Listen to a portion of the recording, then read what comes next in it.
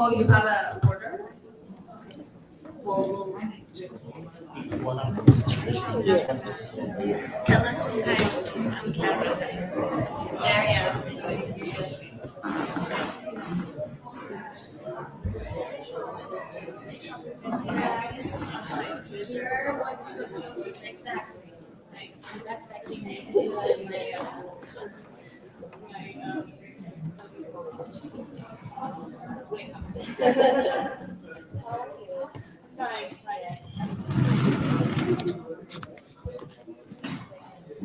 Lying down on the floor right now.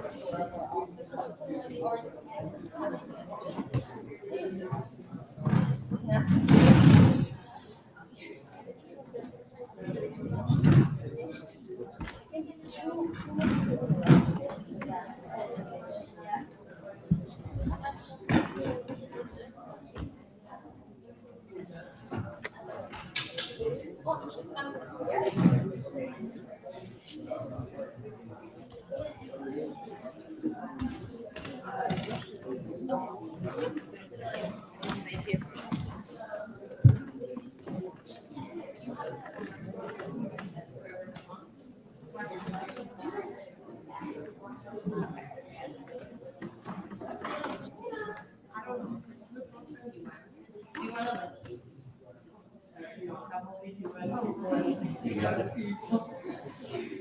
Or like people want to go together. Yes. I'm married.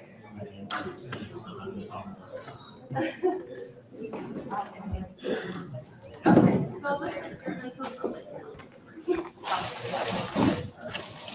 Okay. Yes, I know.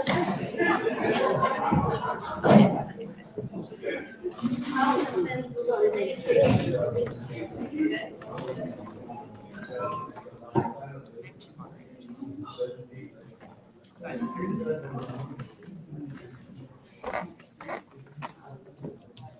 Can you go today, tomorrow, yeah.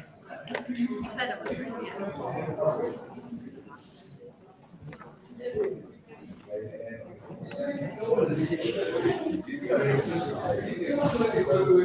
Yeah, do your thing, yeah, don't worry about it.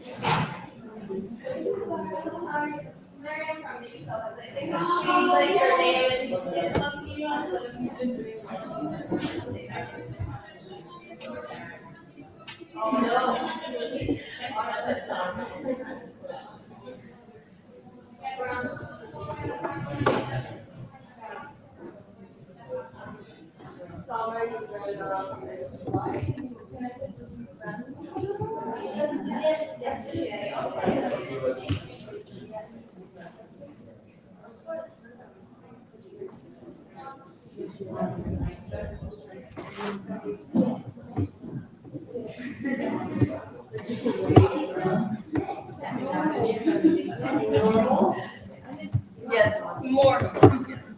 Okay, Clara, are your answers?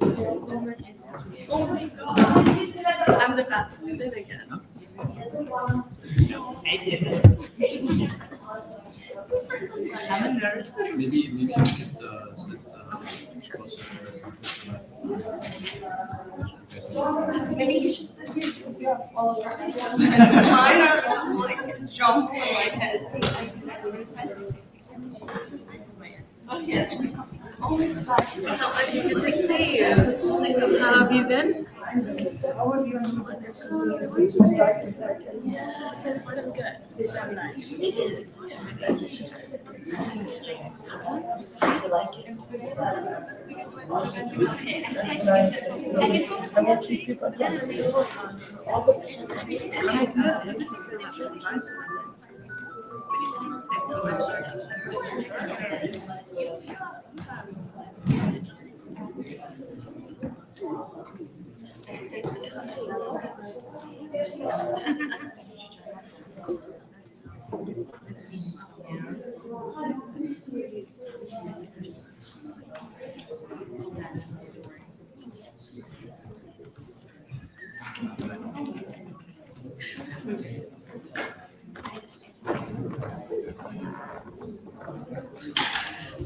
Sorry, my answer is not satisfactory.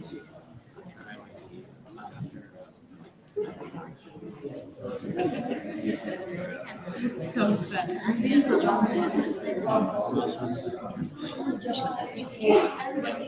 Hello, everyone. Thank you so much for joining us here for our last panel of the opening day of the International Youth Conference, 12th edition.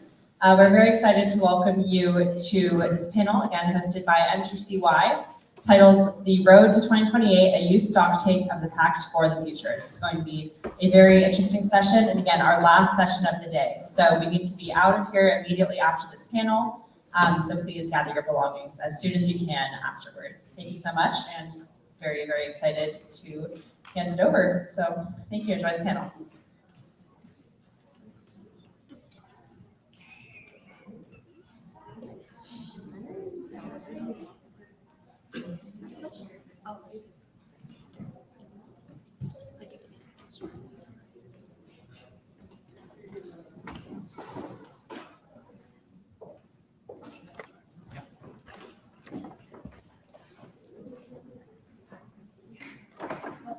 Hi everyone, welcome. I think it's the last session for today, so hopefully we'll be quicker. And thank you for being here since the morning.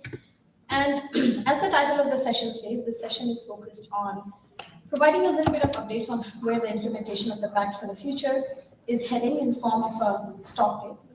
And as several of you might know, Pact for the Future is essentially refers to the outcome of the Summit of the Future that took place last year. Since 2022, young people were involved in the design of the Summit of the Future itself, having hosted more than 13 in-person and virtual consultations across regions, thematics, which culminated into the youth track of the UN Civil Society Conference and Youth Action Day that took place at Summit of the Future in 2024. These are not isolated milestones, but it's a part of an ongoing journey, demonstrating that Pact is not merely for young people, but in many ways by young people. It is also important to highlight that as the UN is approaching its 80th anniversary, we recall the duty of the UN Charter to save succeeding generations. It is imperative to reflect both in multilateralism achievements and its unfulfilled promises. While successes include landmark decolonization processes led by the UN, eradication of poverty to a large extent, and humanitarian action worldwide, there are many crises that still continue to prevail, and frontline communities need continue to be in the forefront of those challenges. The Pact for the Future adopted last year stands as a response, a call for renewed partnership where the UN commits not only to protect future generations from crisis, but also to work with them at every level of governance. The Pact for the Future, which was adopted last year, again, has 5 chapters on different topics and thematics, including a chapter 4 on youth and future generations. And young people have already been co-leading 3 dedicated task forces implementing the chapter 4 of the Pact on the UN Youth Fund, Global Youth Investment Platform, and meaningful youth engagement principles. Therefore, we have a very, very diverse panel today from UN agencies, from civil society, think tanks to explore how youth, civil society, and UN system can work together to ensure meaningful implementation and accountability of the Pact. As in 2028, there will be a stock-taking meeting of the implementation of the Pact that will take place here in New York. So with this note and highlighting that we want this to be very interactive, and we were told that we have to end the session somewhat sooner than we expected, so we We'll have a panel where we will hear from each of the speakers for 3 to 4 minutes, and then we'll open up for a wider discussion and conversation with the youth that are present. And I'll invite Sami, my co-organizing partner, to moderate the panel. Thank you very much, Gretna. Well, good evening, everyone. It's been a very long day indeed, but I hope you guys are enjoying and having so much fun and learning. So, we have a great panel. Oh, and John is here. We have a great panel. Let me introduce the panel before I start bombarding them with questions. We have Clara from the Executive Office of the Secretary General. Thank you very much for being here. We have Mariam Pandi from the UN Youth Office. We have Nadara Youssef, the co-chair of the C4UN. We have John Romano from the TAP Network, SDG 16 Action Now campaign. We have Shamala from ARROW, from the Asia Pacific Resource and Research Center for Women. And last but not least, we have Yash Tadmila, the global focal point for the Youth Science and Policy Interface platform of the Major Group for Children and Youth. Thank you all very much for being here. I know it's late and it's a very busy week for all of us, as we can just imagine. So let me start by Clara. Clara, can you tell us a little bit more about the work that is being done by the EOSG, the Executive Office of the Secretary General, in implementing the Pact for the Future? And how can stakeholders contribute to that work? Sure, thank you. And first of all, thank you very much for the invite to the organizers for being here. It's really great to see where the Pact has been landing for the past year, and it's really thanks to you and thanks to your enthusiasm. And you reminded the role of youth in having an ambitious Pact. There is ambitious language in the Pact on youth, but not only in chapter 4, in all the chapter. And I think now we really need to do more than even before to really implement this Pact, which is quite a big thing. There are like 360 actions in the Pact, as you may know. So we tend to lose track, but we are all hands on deck to do our best. So I'll just try to very briefly touch upon what's been done for the past year, because it's complex to follow, but we are trying to do it.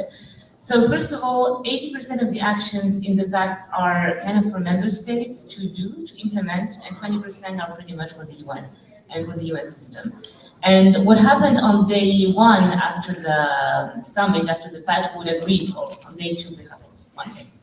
Then immediately we were like, okay, what are we doing with this thing? And the Secretary General came up with asked us to basically set up a steering committee that supervises all the implementation of the Pact to support member states in making these actions and these commitments a reality. So there are 6 working groups, each dedicated to every chapter of the Pact, and some specific task forces on the annexes. For example, on future generations, where there is a declaration, there is a kind of a task force. So that's just to give you like the overall structure of this machinery, which is trying to get a grip of what's happening and how we can make things move faster. So I'm just going to give you a few examples of what happened for the past year to kind of illustrate that. So as I was saying, our role is to help member states act. And the good news is that on the member states activities part, we have very recently had, for example, very, I would say, big successes, especially in the current climate, which is not always easy. Oh, now it's working. Sorry. So you may have followed the International Conference on Financing for Development in Sevilla this spring. There is quite strong language on debt, for example. I mean, this is just one of the aspects that was kind of a success. And this language comes specifically from what was agreed in the Pact. Another thing, you may have followed that tomorrow the Secretary General will be launching an open dialogue on AI to basically set up the structure of global governance on AI, and this is also something that was in the Pact a year ago, and that came to reality. Now, when it comes to the second part, which is the part where we are actually responsible for, and that is basically drawing all these 6 working groups. First of all, the good news is that we have a very recently launched new website, I think 2 or 3 days ago, where you can click on the Pact, click on the chapter that interests you. It's going to show you the concrete actions that are in the chapter, and it's going to show you what has been done. Sometimes it's very detailed, sometimes it's not, because it's the website just started, but I invite you to go and take a look. So I had a list of examples across each chapter of what has been done recently. I don't think we have time to go into that. That would be a bit more detailed, but Maybe one example I can give you is, and that Mariam is going to detail, is like good detail if you want.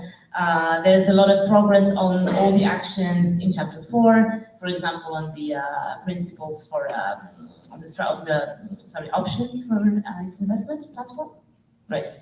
But that's only one example. Another example is, for example, the setting up of a working group of an experts panel to work on beyond GDP, this type of thing. So if you go on the website, you'll see all of them. But I will try to end here. Maybe before I close, just a few words on how to keep the momentum going. First of all, engage, exactly. How are you doing?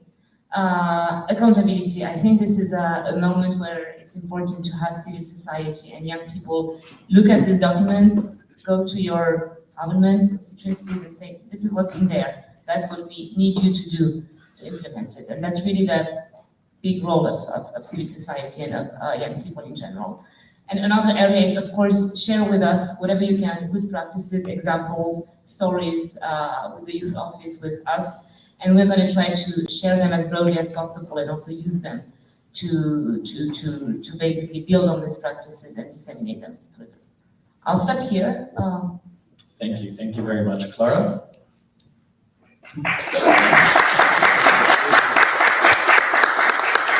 So it's very important to learn about the different working groups at the Pact and how they're working. So let me move on to Mariam. Mariam, please tell us what progress of the youth working group on the Pact is and what comes next.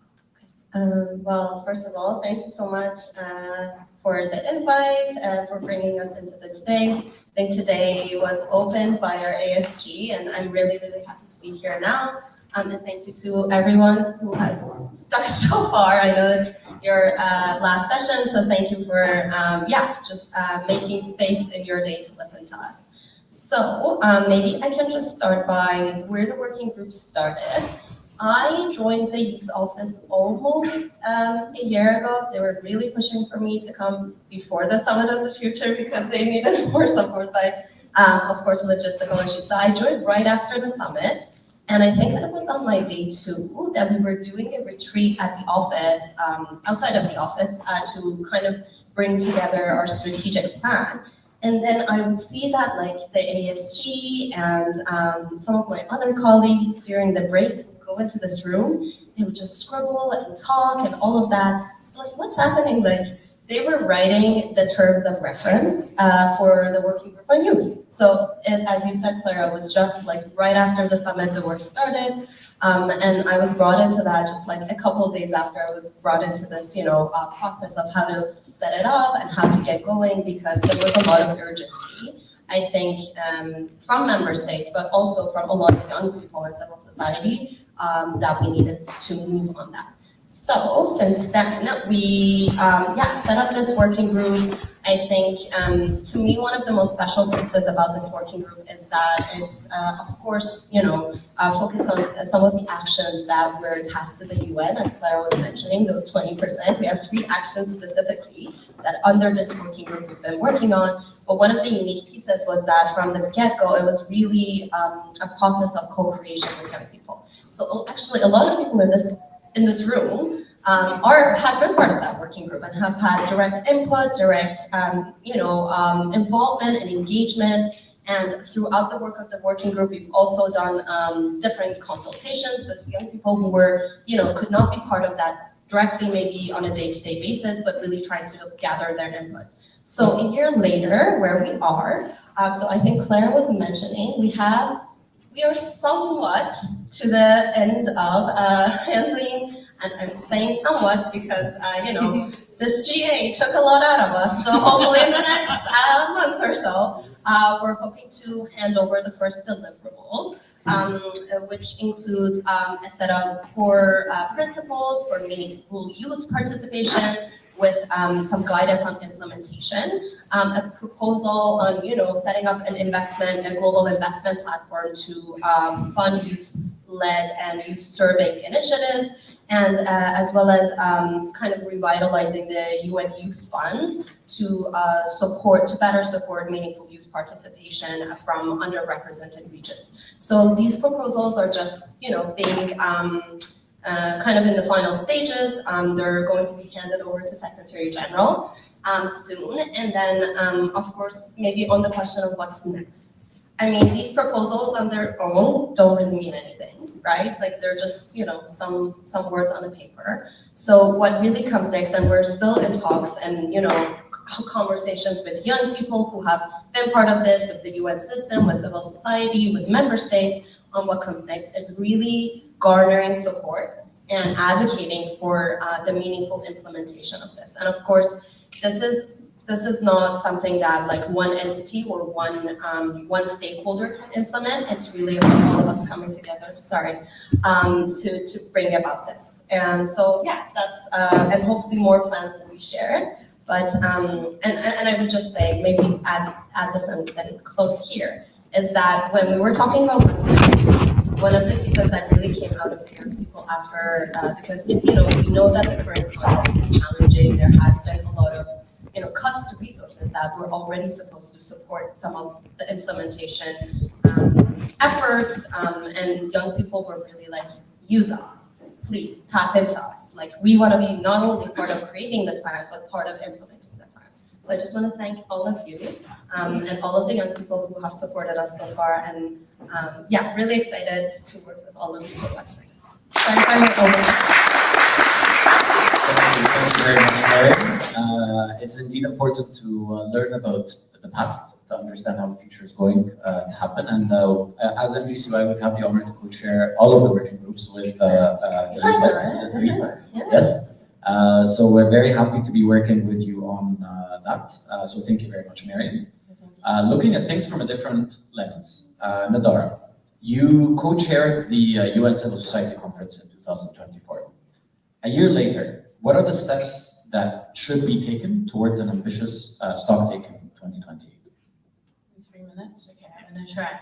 No, thanks, Sameh. And I should say, while I had the pleasure of co-chairing the UN Civil Society Conference, you guys know Sameh, other members of MGCY, and many young people were really like the people that made that happen by leading various planning committees, pushing and developing the youth track, and so much more. So just to give you, what I'm going to try and do in 3 minutes is give you a quick update on what's happened since the UN Civil Society Conference, talk general strategy on what I think we should be organizing as young people, and then specifically towards the 2028 Stocktake. I think it's rare that we have opportunities of just, young people strategy sessions. So beyond just saying, okay, we need more young people at the table, how can we strategize around it? So first, update since UN Civil Society Conference. We presented the outcomes of that, including all of the youth recommendations and recommendations from civil society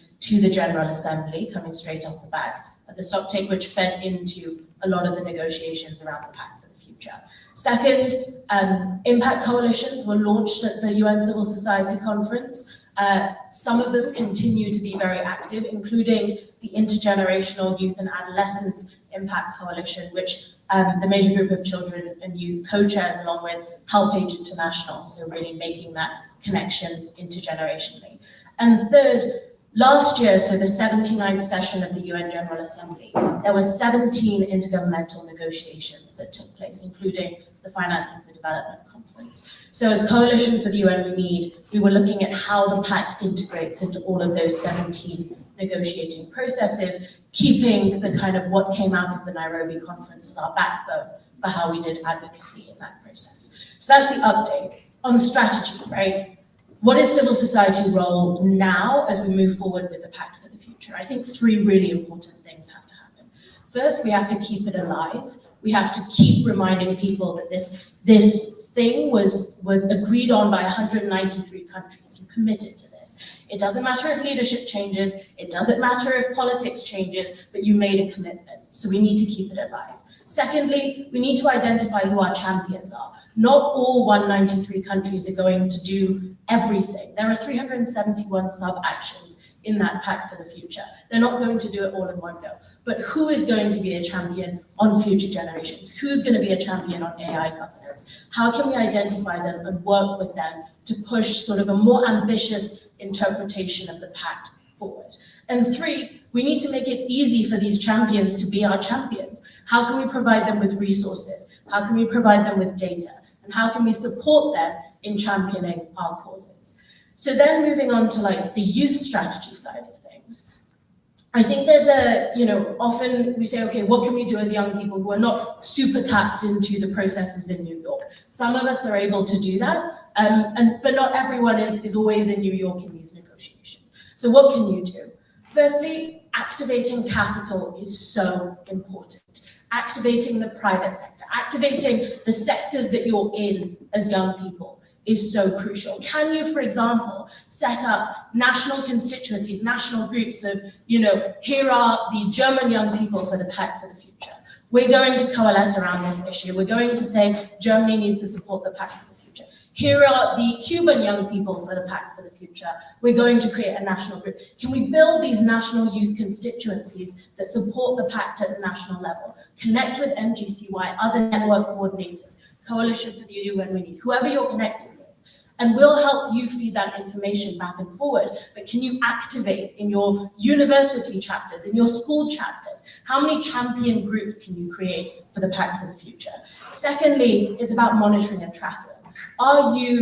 When we build that 2028 framework, people will need a framework to be able to evaluate. They will need metrics, they will need standards. How can we center youth in those metrics and standards? How can we ensure that when they say, okay, have we improved living standards? Have we accounted for future generations? Have you accounted for young people of the future? Have you accounted for the young people in tech of the future? How are you setting those standards and metrics? And finally, Chapter 4 is really important, and there's a lot of really incredible work being done by many of the people on this stage to push that forward.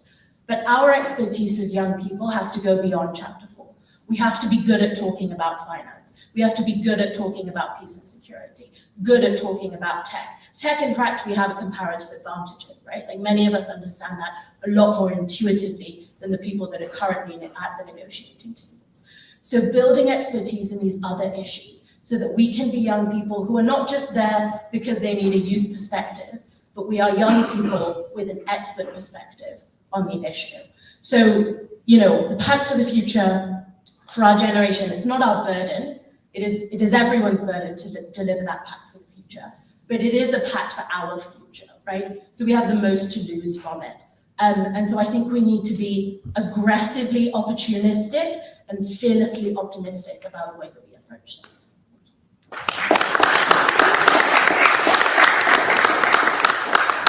Thank you very much, Nandara, for this overview and this broader look at the civil society conference. Now let's take a deeper look into issue by issue. Peace and security. John, what progress do you see that happening on the peace and security commitments in the Pact? And what do you think that needs to be more done, especially to mainstream the civil society voices? Great. Yeah, thanks very much for having me here. To answer your question, I think it's very easy for us to be fatalistic about the state of progress when it comes to peace and security in the world right now. I don't need to go into detail on the backsliding that we've seen over the past handful of years. So I think it's really easy for us to say, there's no hope, or these are insurmountable challenges. So I'll talk about just a couple of things from the Pact, 2 issues that are, I think, more systemic in nature than just something where we could use to address issues around peace and security. The first is around the peace-building architecture review. Member states have committed to review the entire architecture around peace building for the UN this year. That process is currently ongoing. It's a process that I know that young people have been involved in some ways, maybe not as much as we'd like, but that's one process that I think is really important for the UN to tackle some of the foundational issues around peace and conflict. So we always talk about the UN needing to be more proactive in prevention and peace building as opposed to responding to conflicts when they happen. So the peace building architecture review is really important for us to make sure that the entire system is aligned around a common framework, but also really important for us to see how civil society engages in this process too. And that's a big part of that discussion in the review of the peace building architecture.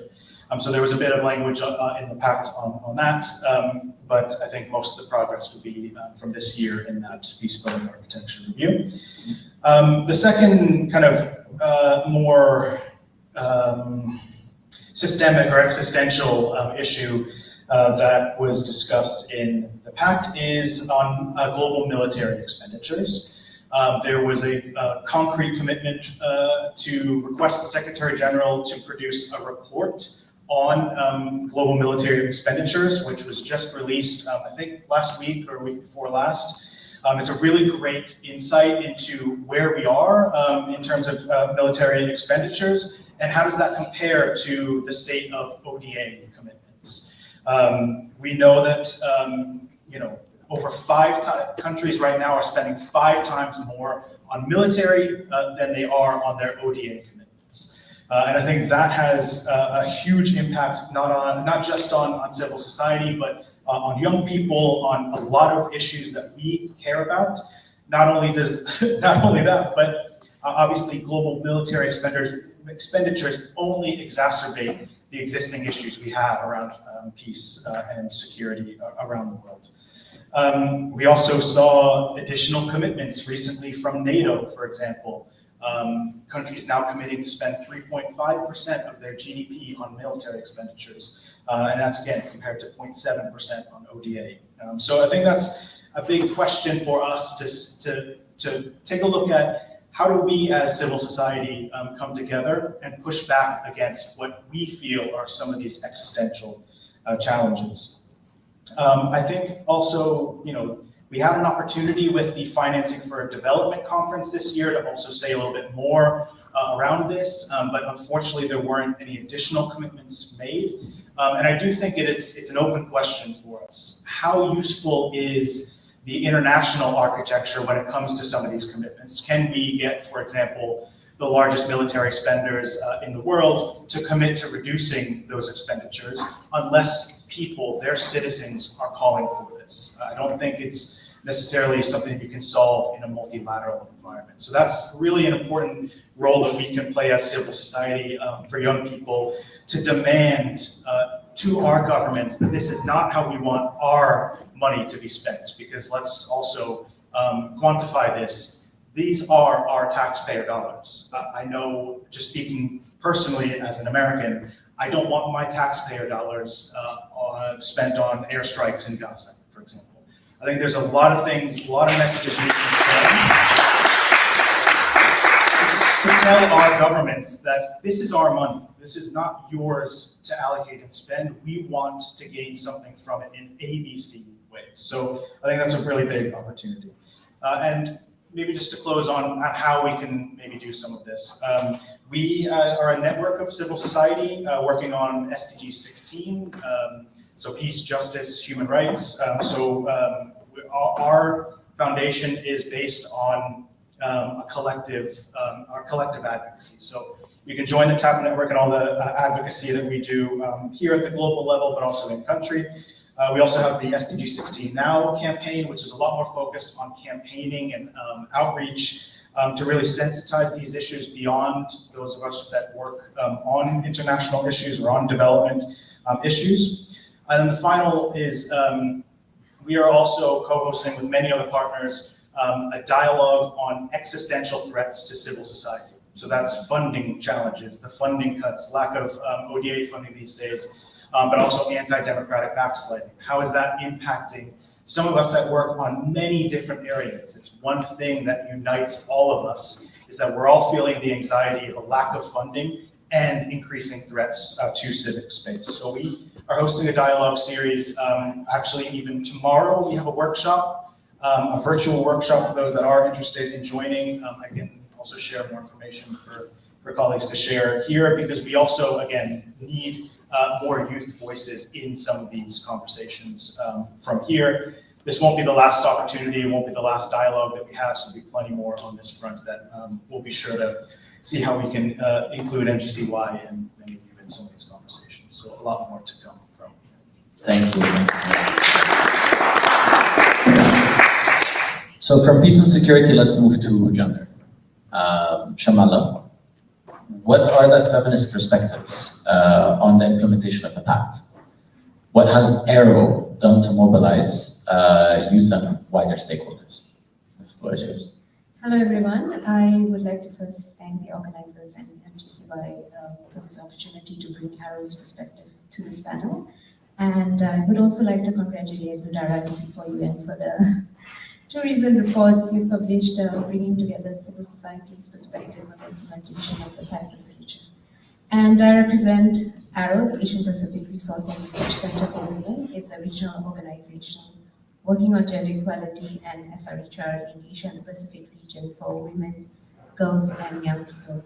So around this time last year, like many of us said, the Pact for the Future was adopted. Aero consistently engaged at every step for the Pact for the Future. We engaged throughout the various consultative processes and spaces where we made several oral interventions urging the member states to ensure commitments to gender equality and SRHR in the Pact and its implementation, and in doing so, when doing so, to ensure meaningful engagement of young people and civil society in the process.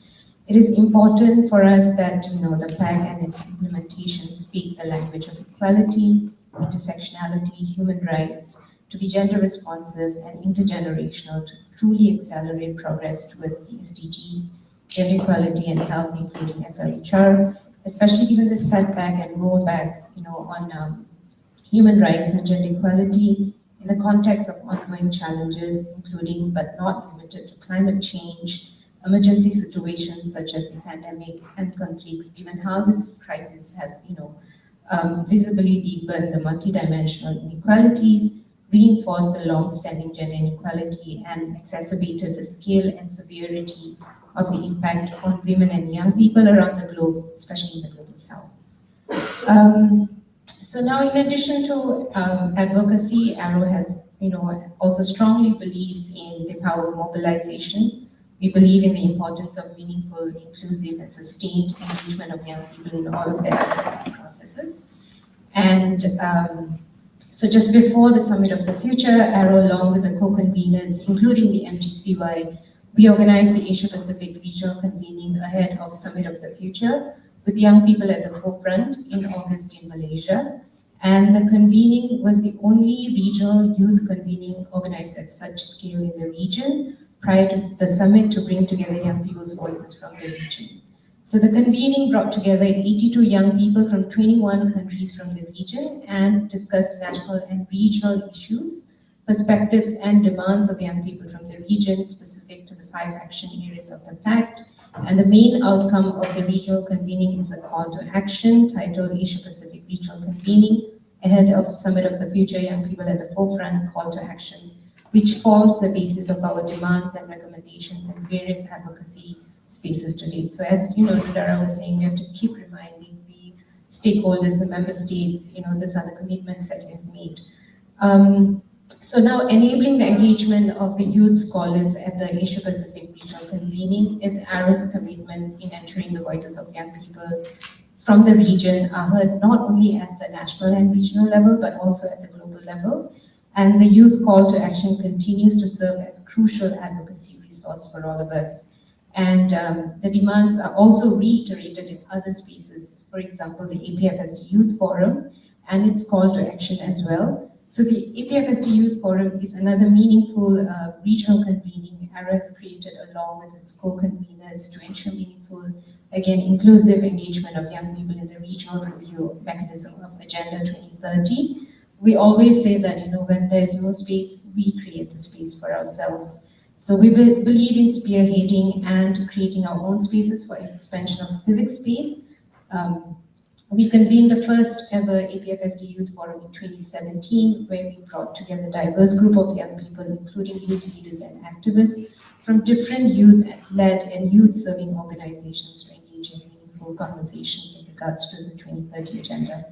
And for 8 years now, the APFSD Youth Forum has been instrumental for young people to be at the forefront to discuss, dialogue, and deliberate on the implementation, follow-up, and review process of the SDGs from a youth lens. And On that 9th page already. You might have to say. And yeah, so we started with just 60 youth participants, but we now have over 3,000 young people from 32 countries. And they have actively participated in the youth forum, moving on to the intergovernmental processes as well in regards to the 2030 agenda. And we will be opening the call for application soon for APFSD 2025, and I take this opportunity to invite the young people in the room from Asia and Pacific region to apply.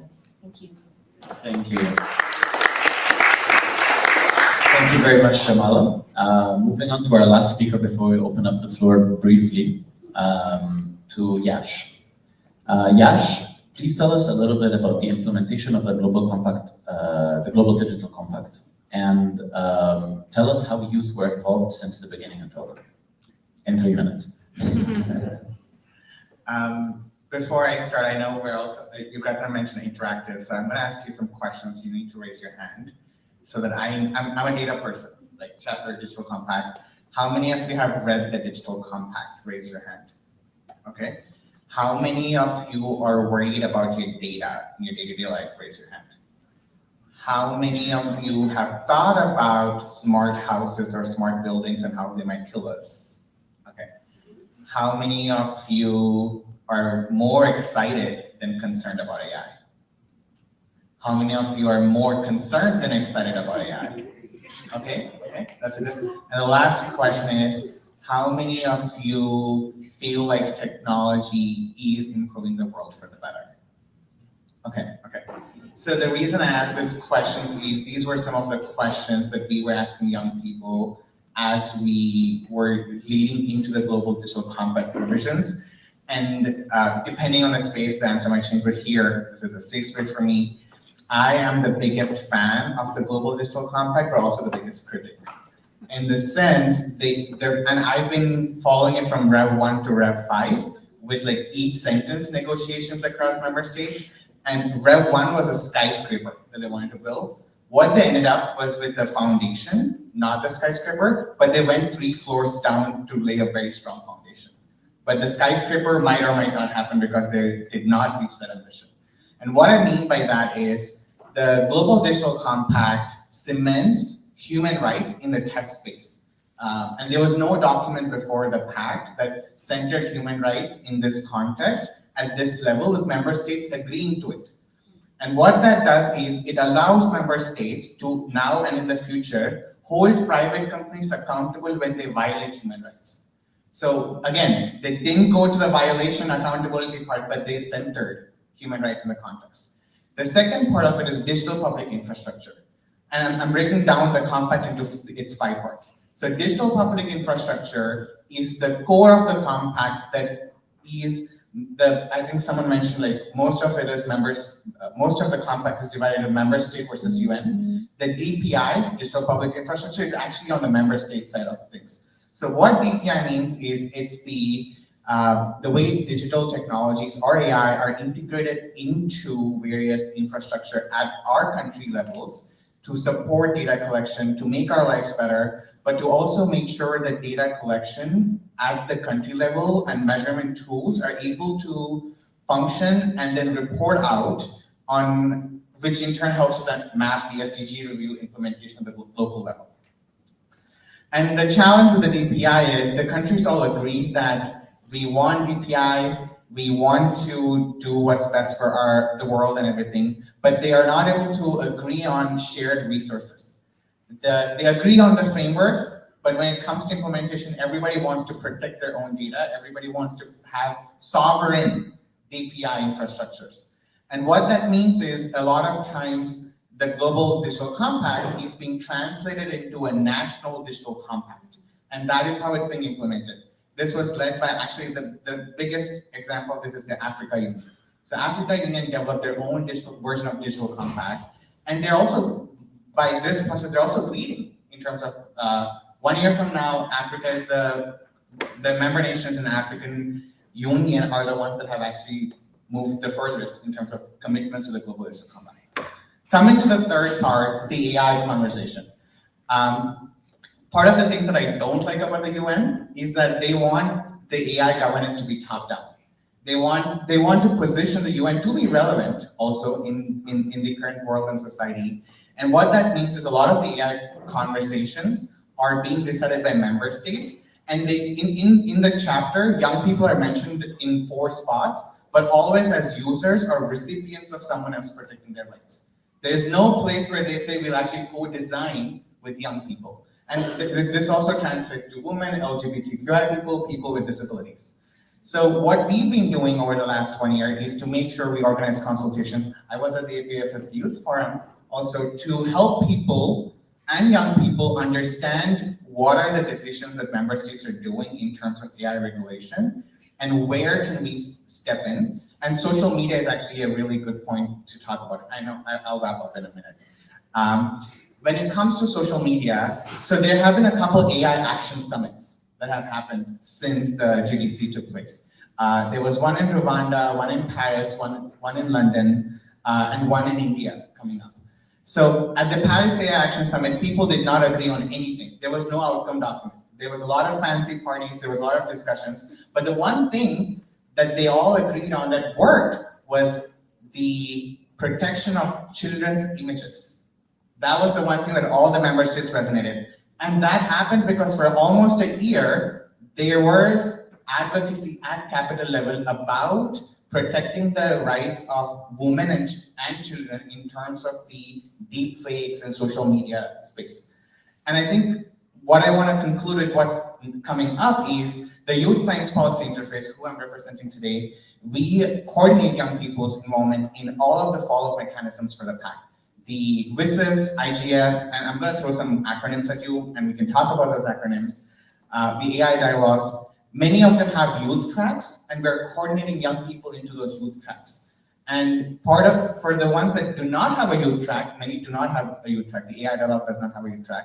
Youth Science Policy is convening working groups for those. And these working groups are going to be cross-cutting working groups across climate, across peace, across gender issues, and these working groups are going to be led by youth from MGCY, but also other networks. And the goal is that MGCY has so many constituencies, we pull in the expertise from all of the constituencies, and we step in not just as young people, but as youth experts.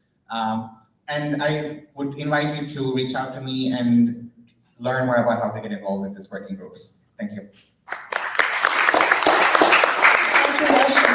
Thank you, it's been a true honor listening from different panelists, and just like Yash, Clara, and Mariam, we have experts on FFD on global governance. They're not in New York, so we couldn't have them here today, but those are that like really involved in weeds of understanding what the Pact is and already engaging in shaping the follow-up alongside, of course, Nidhara, John, and Shamla from our peers from civil society that are really pushing this agenda forward. I think at this point we're open for a quick round of questions and also any reflections that you want to share. So let's take a few of them and then we can come back to panel. So please, and feel free to introduce yourself as you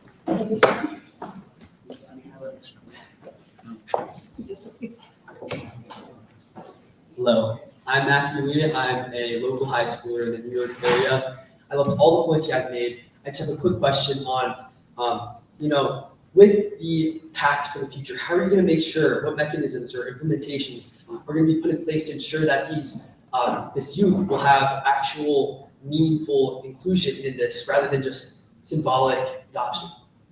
Thank you, and we can have the person next to. Hi everyone, I'm Raisha. I'm also a local high schooler and I'm a sophomore. And I just have a question. For us to tap into sectors and create pacts for different countries representing youth like us, how can we stay passionate and involved in this while still not dividing ourselves and creating a competitive space that's eventually going to be hurtful towards us? Two reflections.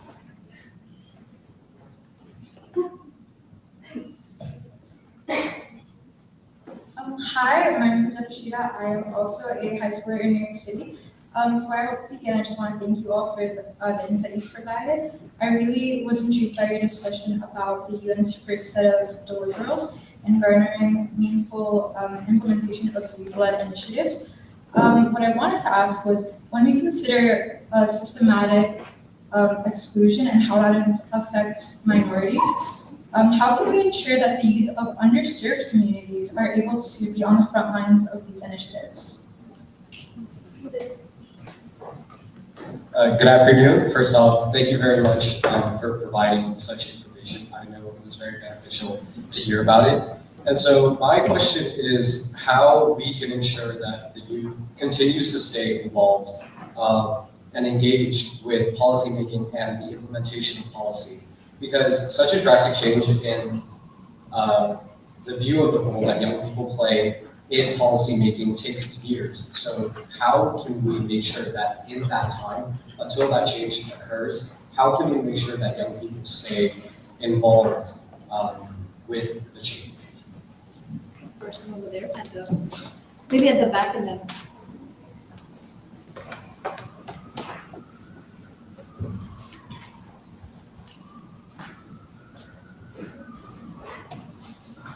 Hi everyone, sorry, good afternoon.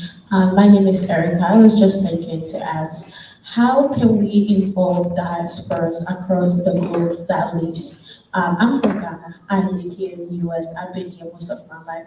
How do we bring diaspora across the globe into this conversation? Because not every youth person will have the opportunity to be in spaces like this. So how do we then present it to them in a language that they can understand? Because if I go back and say everything that you guys have said, they're just going to be confused. So how can we break it down to a language that people can understand and then have the conversation from there?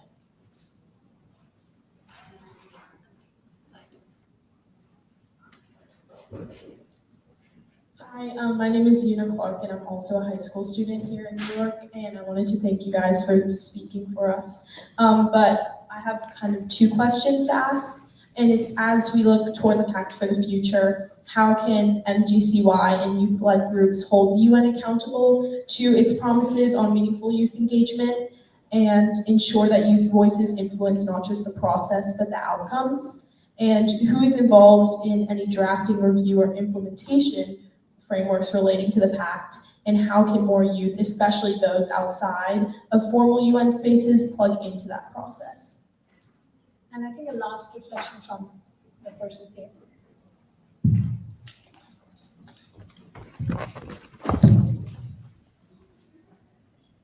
Hi, my name is Gordon Paul. Thank you all so much for being here.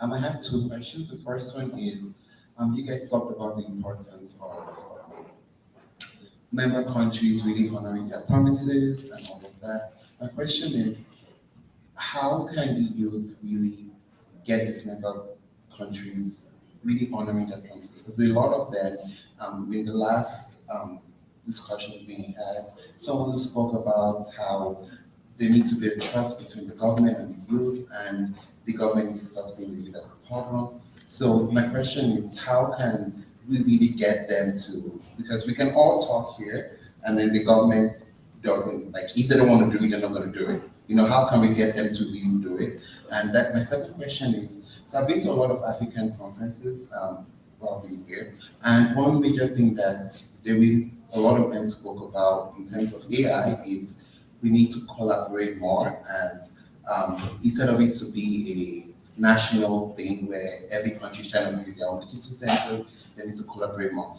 My question is, for you, thinking about that on a global scale, would you say it is better in terms of people and countries collaborating instead of kind of doing their own thing by themselves? Thank you. Thank you so much. I think we can go back to the panel one by one, and depending on what questions you want to address, if you would address them in less than a minute, that would be fantastic. Thank you. Go ahead, Clara. Okay, I'm just going to try to give some elements of great questions and very broad and not easy, I have to say, because it's really important to address them. So just some bits and pieces here and there. I mean, obviously, I think the Pact, and especially Chapter 4, has concrete ideas on how to make sure that this engagement continues and is strengthened. So we're doing our best to implement them. Now, a few people mentioned the date of 2028, there's going to be a report. And this is a moment where member states better have something to show, and we as well. So that's a good tool to use for you to say, what have you done during this time frame? Now, how is this review going to look like? I cannot answer yet. It's the General Assembly that has to decide, so it's really not up to us. A lot will depend on probably next year, how things are going to look like. So basically, it's about engaging from now on with your member states, your missions here in New York, wherever you are in different countries, and explaining them that this is what you want to do. Now, I'm sure that there will be a process where civil society and youth will be engaged, but I cannot say how, and this is again for member states. Also, you were asking about diasporas and how to make sure that everyone is engaged, not only here some small groups in New York. So one thing I forgot to mention is that the Pact is being very strongly implemented by UN resident coordinators worldwide. So there are lots of programs basically building on the Pact, bringing advice, recommendations, funds when possible to implement projects. So that's really one venue for those member states where the UN is present through resident coordinators.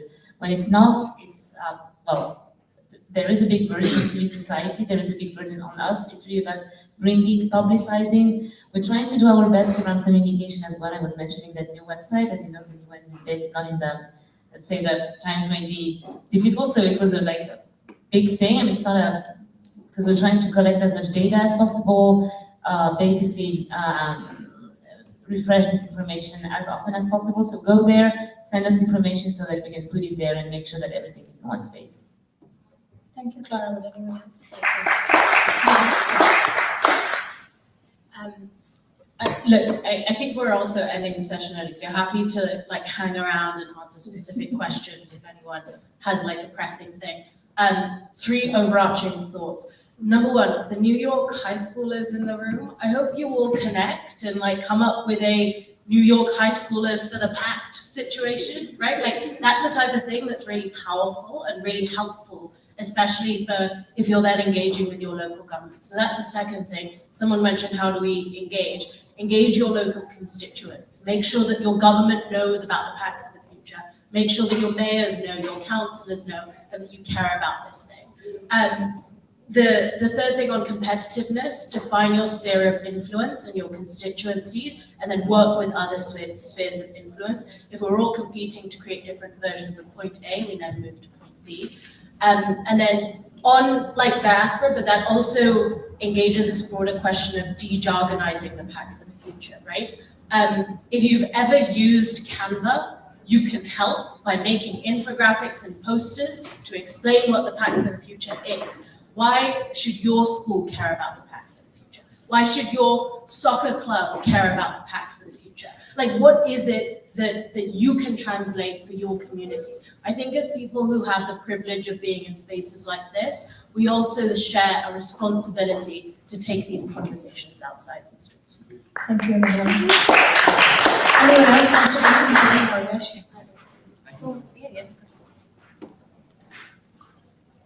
Hello, is it working? Hello, okay. I also know there were a lot of questions. I selected 3 to answer. The first is building on what you mentioned about spheres of influence. I think the areas where the youth science policy interface has had the most ground we've gained is where we have partnered with higher education institutions or private companies, or we built relationships with those existing public-private sector networks or entities which did not have young people. We enter those spaces and we showcase how a youth perspective helps them achieve their goals better. And when you showcase that use case and expertise and the overall solution being a better for the society, automatically you keep getting invited back again and again. So the first is collaboration in communities and finding out synergies with other civil society organizations that are already working in it. The second is, as you move through your life, think about issues that you are facing and write them down. Like this morning, I was trying to get to last example. This is a concrete example because you have to think about reality. I was trying to get onto the metro to come to Salvation Army. Google Maps showed me the shortest direction, but it was not the most accessible direction. If I had to think about someone in a wheelchair who had to go, the algorithm is not designed for them. The maps don't have that in their selection. So you write that down, and look at these documents and map where that is connected. And then you advocate for that with that private sector or your local government. So being very specific and concrete and not abstract level is actually to our advantage as young people. Any final reflection from Mariam or Sham or? Yeah, I would like to quickly add on how young people can engage. So what we have now is our governments making commitments at the regional level, at the global level, but what really matters at the end of the day is what is being done back at home, at the national level, at the local level, right? So for that, what has worked for us in the region is national level youth alliances. Following up from the APFSD, we have at least 5 countries who have, young people have set up the national level youth alliance in Nepal, Bangladesh, Bhutan, PNG, Mongolia, and they organize national policy dialogues. They have to do discussions with their governments to say, hey, look, you're committed to this things at the regional and global level. So what are you going to do next in terms of its implementation of the commitments that you have made, right? And how young people can support those actions. So that is one way forward for to think about. Thank you, Sham. Mike or John, if you want to add. Sorry, yeah, maybe on the question that I think someone posed, like, it's great that this proposal for the global investment platform is coming out, but how do we make sure that, young people who are usually left behind, underrepresented, marginalized are meaningfully, considered and part of this. So I maybe want to bring that, for example, under the working group for youth, we're also putting out a set of meaningful youth participation core principles. And what I think is that no part of the pact beyond the chapter 4 or in chapter 4 can actually be fully realized without the adoption of these meaningful core youth participation core principles. And of course, at the heart of that is making sure that people have an equal opportunity to participate and to be part of pushing this forward. So I think we have to also think about the intersectionalities of, as I think some colleagues were saying, youth are not just for chapter 4. They should be participating in all and should be active co-creators of all of the commitments that we're talking about. So I think that's how I see that we can hopefully do a little bit better, move forward on making sure that meaningful youth participation is part of all part of the pact as much as we can. Thank you, Mariam. John. Great. Instead of individually answering questions, I found a response for men that may respond to some of them together. I think what's really important, how do we actually make sure that member states, our governments are actually taking action and not just drafting this big, really ambitious plans and then not doing anything about it? I think coalitions of the willing are very important.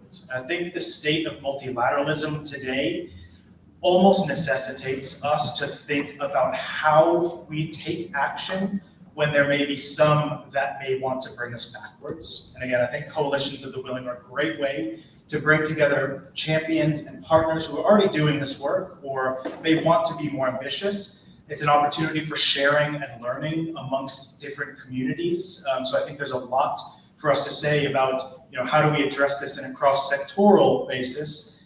Where do we identify some of the touch points that maybe all of us are feeling some anxiety? Like I said before, like the existential threats to civil society, anti-democratic backsliding, the funding challenges, despite the fact that many of us in civil society work on such a wide range of issues, there are still things that bring us together, things that we can build more solidarity around, take more action, or hold our governments more accountable to.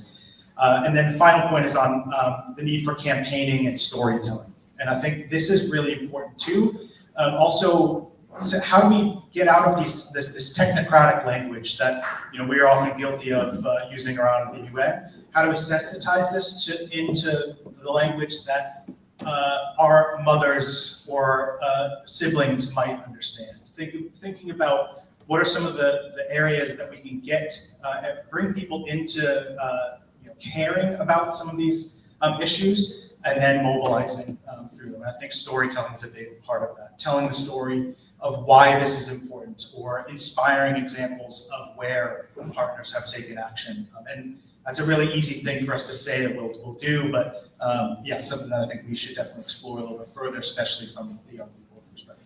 Thank you, John, and thank you to the whole panel. What you mentioned, 3 big points in my conclusion. I think when we look at the 54 outcomes, I think, yes, it wasn't as ambitious as several groups wanted. However, it's worth pointing out that many of the follow-up items from F54 are actually designated to ECOSOC, which means that they will be way for ECOSOC accredited NGOs and major group structures to engage in them, and we'll be hearing more about them after this GA session ends. When it comes to youth, youth have been involved across all chapters. So when you look at the YPS progress study, youth have been consulted, and they're part of consulting with the executive office and others that are helping shape it. Chapter 5, global governance, had a reference to the youth forum, which we keep on strengthening, as always. And of course, chapter 4, we heard about the 3 task forces co-led by youth and UN agency. I think where the civil society has to step up is to actually ask for a more designated role in implementation of the 4 chapters. We have heard a lot of discussions in civil society on monitoring the Pact. We haven't, at least I haven't heard a lot of conversation on actually asking for direct contribution in some of the reports, whether that's the report being prepared by SG with the IFAs on MDB reform on other issues, or the report on the military expenditures, which already came out, by the way. So, that's that. So I think there has to be more consensual effort done to actually ask for more space to co-create some of those outcomes, like the youth have been championing across the digital compact, across the 5 chapters. And and by saying that it's not a small journey. 2028 will look different than what it looks right now in many ways, including where the leadership of different countries in the world lies. So we look forward to seeing what that looks like. And tomorrow, actually, we have a panel in the whole program on Social Summit, which will also review, and we'll have Dessa and I will talk about how some of the Pact work will be at Social Summit, or if it will be at Social Summit, and we'll learn more. So a big thanks to the panel and everybody else for being here with us, and we look forward to interacting with you in the coming days and months in the future. Thank you so much.